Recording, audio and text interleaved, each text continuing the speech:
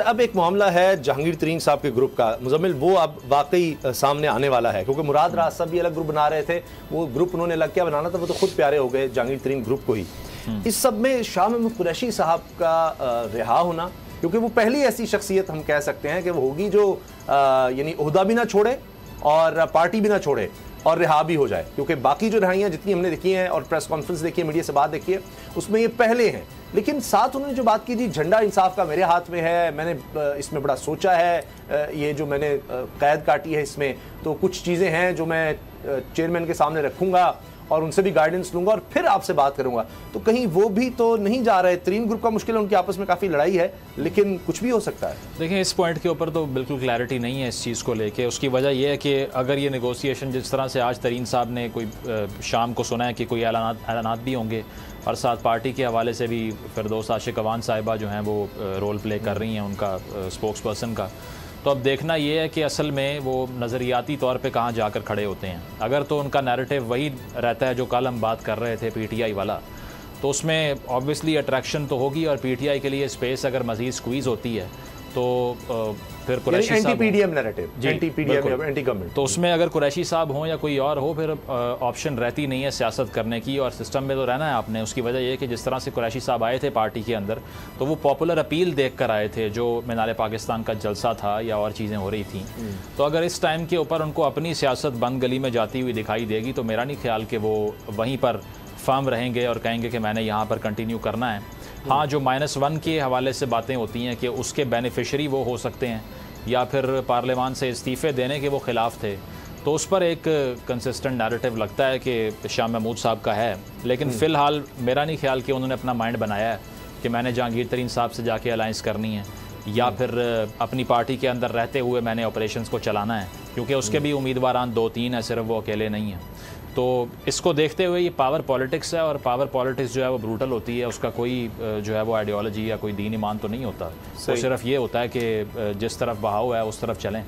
तो अभी कुछ कहना इस पॉइंट पे इज़ इम्पॉसिबल, आई थिंक। अच्छा, अब सिद्दीक, ये फार्मूला डिस्कस हो रहा है, साफ़ी भी इस पर बात करते हैं, सभी ये बात कर रहे हैं कि फ़ैसला ये है, नज़र आ रहा है कि जी तहरीक इंसाफ को मुकम्मल ख़त्म तो नहीं किया जा रहा, उनकी कोई एग्जिस्टेंस कुछ ना कुछ खैबर पख्तूनख्वा में होगी।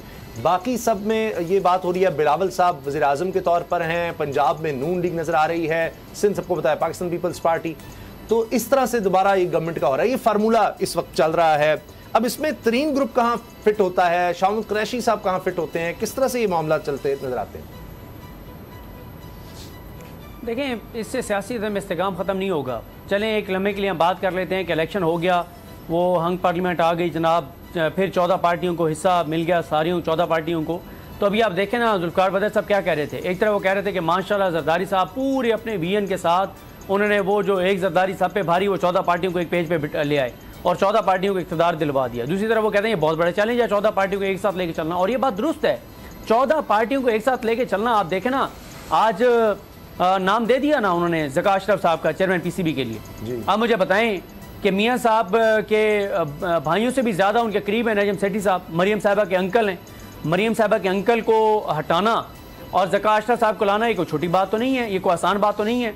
अब मियाँ साहब क्या करें, भाई की वजारत उज़्मा बचाएं या चेयरमैन पीसीबी पे अपने भाई नजम सेठी को बचाएं, उनके लिए एक मुश्किल सूरत हाल है। तो देखें, 14 पार्टियों को लेके चलना, फिर और 14 पार्टियां जब नजर ये आ रहा हो कि वो आवाम के लिए 14 पार्टियां नहीं बैठी, वो अपनी ज़ात के लिए बैठी हैं, अपनी करप्शन और लूट मार के लिए बैठी हैं। 14 माह हो गए इन 14 पार्टियों को। इन 14 माह में मुझे बताएं कोई एक बार ऐसे हुआ कि कोई पार्टी छोड़ के चली गई हो, कोई इजलास कि जी आपने पेट्रोल महंगा कर दिया, मैं छोड़ के जा रही हूँ, हम नहीं बैठेंगे। मुझे बताएं, ये जो एमक्यूएम है कराची में, एमक्यूएम जो है इमरान खान के साथ जब तक रहे, जब तक चेयरमैन पीटीआई के साथ रहे, तब तक इन्होंने क्या किया कि इन्होंने जनाब 14 माह तक यही बात थी कि आज ये महंगी हो गया, ये महंगा हो गया, ये महंगा हो गया, हर बात पर इन्होंने ब्लैकमेल किया। लेकिन 14 माह में बताएं एमक्यूएम ने कहीं पे आपने देखा है कि कोई इन्होंने एमक्यूएम ने कहा हो कि यार ये चीज़ महंगी हो गई, ये मसला हो गया, कराची का ये मसला है, ये मसला नहीं हुआ, कोई एक चीज़ बताएं जो कराची को मिली हो, कोई ऐसी बात नहीं है। तो ये सारी सूरत हाल में अगर ये 14 पार्टियां दोबारा इक़्तिदार में आ जाती हैं तो सूरत हाल इससे भी बदतर होगी, क्योंकि असल मसला पाकिस्तान का, पाकिस्तान के मुआशी मसाइल हैं।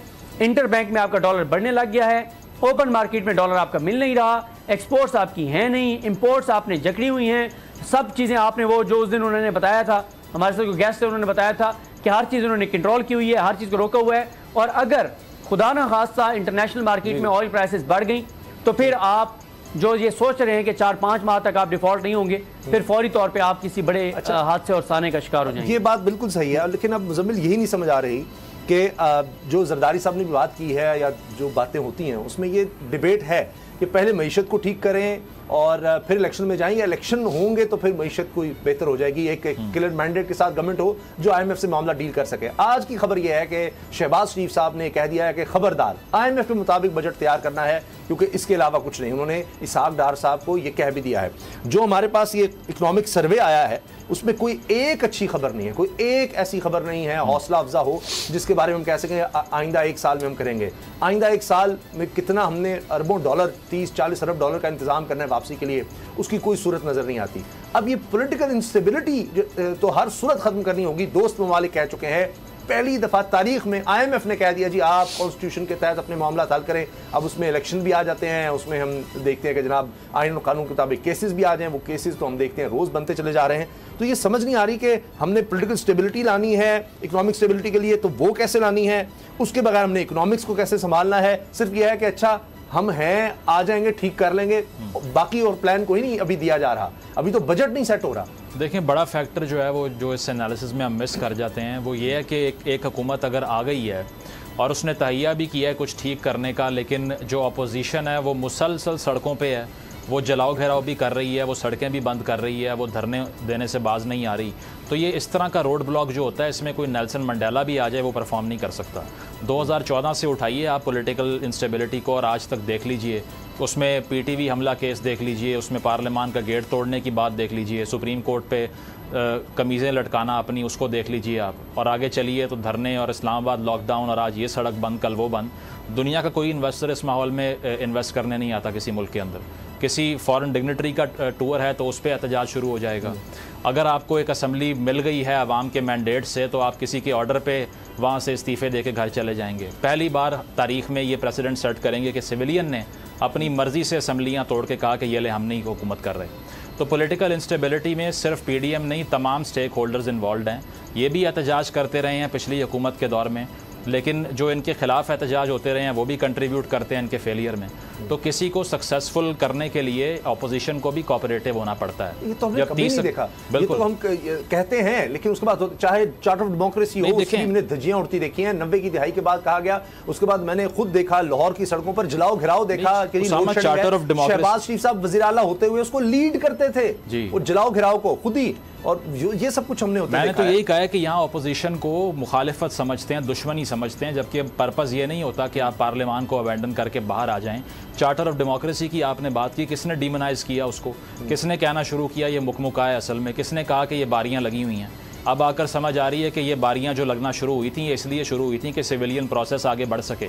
अब आप अपीलें करते फिर रहे हैं कि हमसे बात कर लो। जब बात हो रही थी उस टाइम आप आसमान से नीचे नहीं आ रहे थे कि नहीं अब हमने बात नहीं करनी आपसे। 30 अक्टूबर की तारीख